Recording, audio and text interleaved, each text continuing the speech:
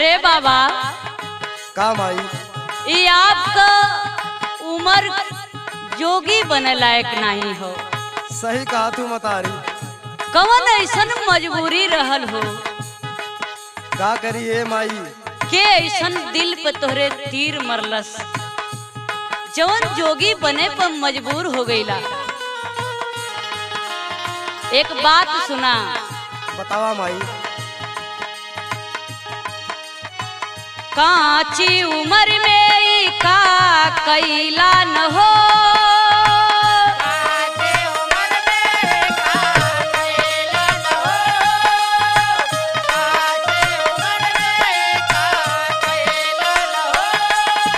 कांची उम्र में ई का कैला न हो।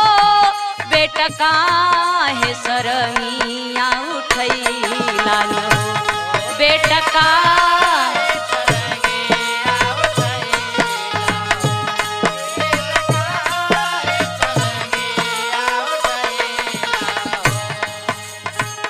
सुना बोली।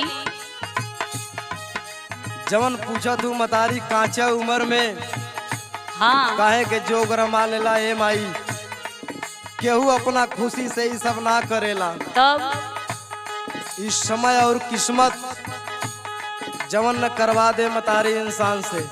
का किस्मत में आपके हो गई? सुना बोली। समय कमारल ऐसन कैली न हो।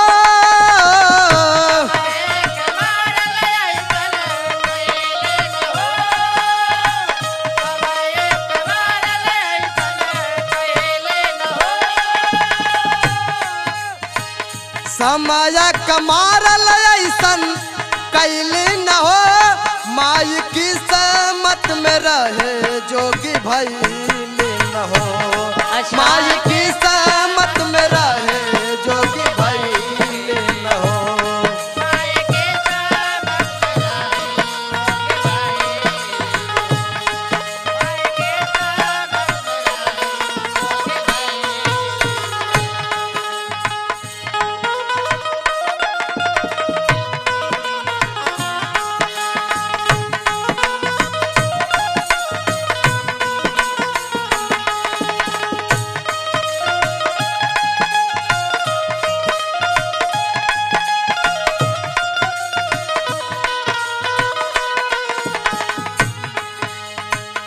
एक बात बताई।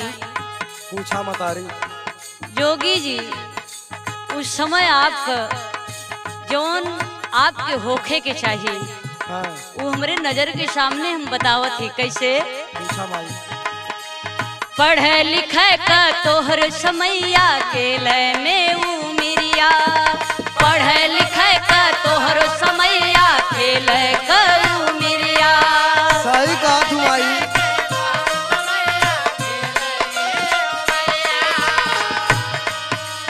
घरवा चल जा माई बाबू जोहत होई है डहरिया।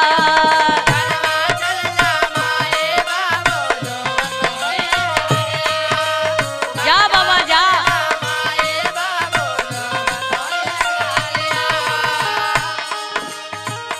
सबही के कैसे भूलैला न हो।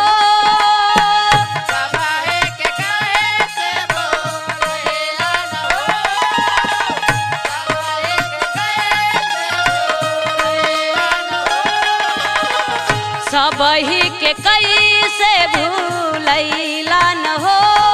बेटा काहे सरमिया उठैला न हो। बेटा काहे सरमिया उठैला।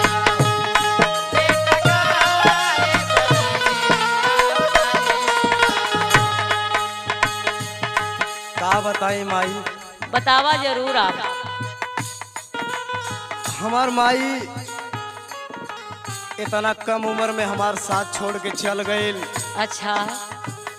अब बाबूजी दूसर शादी करके घर में दुल्हन लेवलन ए माई। का भइल?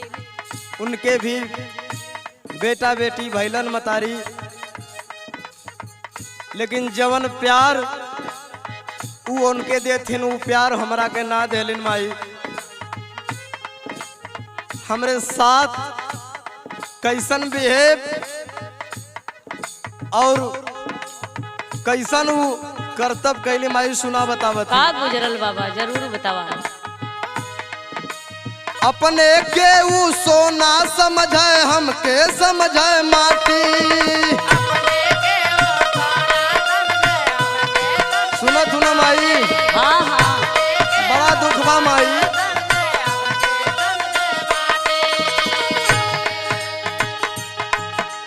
बाबूजी के नजर में भैली हमहू नीमक पाती।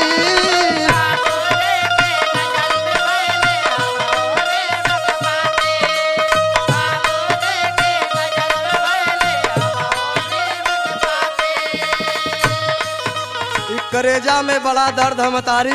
बतावा। बाबूजी तब जवन हमके आपन मानत रहलन मतारी, ऊ माई के जाल में फंस के मतारी ऊ हमके जैसे नीम के पताई तित होला माई। कहल जाला जिंदगी बड़ा संघर्षमय होले। उहे माई हमके नीम के पताई जैसन तेज जाने लन। बड़ा तकलीफ बा मतारी, सुना। बोली। ताना गम के ताना खैली न हो,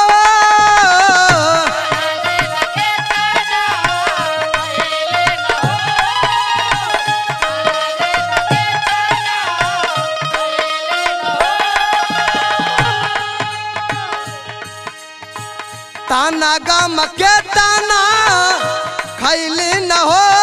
माई किस्मत में रहे जोगी भैली न हो।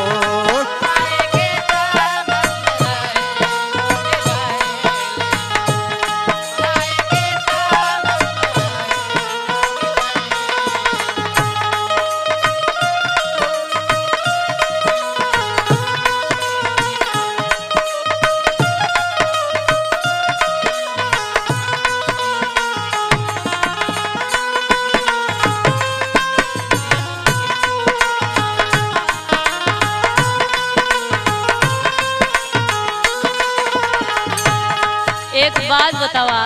पूछा। अपने तो जोगी हो गईली, हाँ। आपके पीछे आपके परिवार, आपके बचवा का का हाल होई? कैसे मानल बेटा तोहरो माई के कर जवा।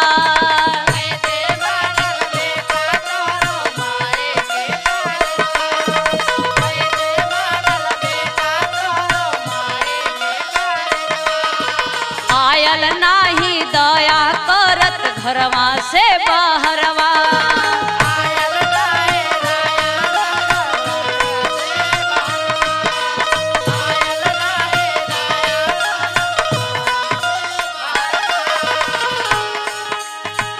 जीवन यापन जोग में भूलैला न हो।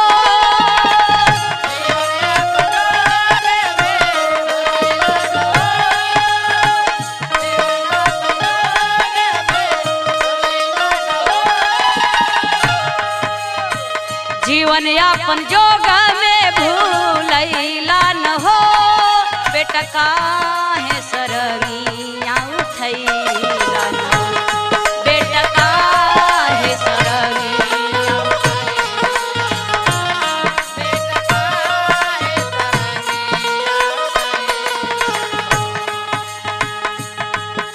अब तो उसे का बताई? बतावा आप। इतना तकलीफ बा माई। पूछलू है कि माई का करेजा ना ही फाटल घर से बाहर निकारत। अरे मतारी जे हमके देखे के ना तैयार बा, ओकर करेजा कैसे नम हो सकेला, कैसे ओकर करेजा फाट सकेला हमके घर से बाहर निकालत के समय। एक बात बताई माई, आपके भी और संसार में भी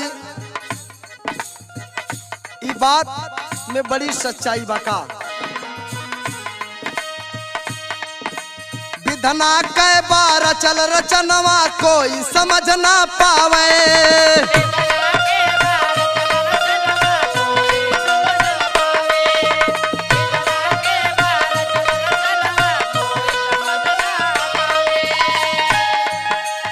जाना तू हाँ कब सबसे ज्यादा कष्ट होला? कब? आपन आपन कह के लोगवा बाद में दूर भगावे।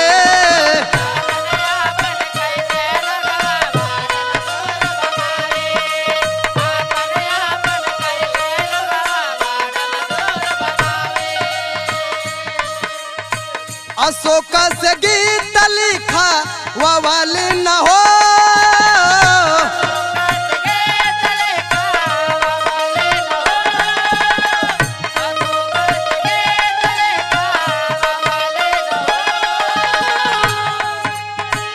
अशोक से गीत लिखा वाली न हो, माई की सहमत में रहे